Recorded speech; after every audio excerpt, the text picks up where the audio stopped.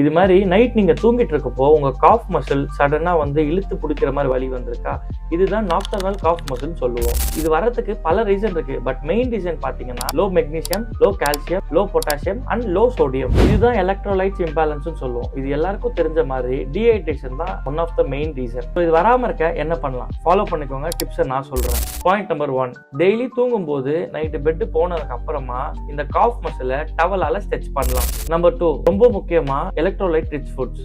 Potassium improve பண்ண bananas, sweet potatoes. Calcium improve பண்ண paneer, curd. Magnesium improve பண்ண almonds, cashew. Number 4, இந்த எல்லா ஃபுட்ஸும் உங்க டயட்ல ஆட் பண்ணிக்கிட்டா உங்களுக்கு எலக்ட்ரோலைட்ஸ் இம்பேலன்ஸே வராது.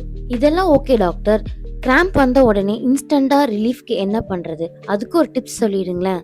சொல்லிட்டா போச்சு, நோட் பண்ணிக்கோங்க. கிராம்ப்ஸ் வந்த உடனே கால் எடுத்து தரையில வச்சுட்டு சப்போர்ட்டோட ஒரு 30 செகண்ட்ஸ் மெதுவா எந்திரிச்சு நிக்கலாம். கையை வச்சு ரொம்ப மிதமா தடவிக்கலாம்.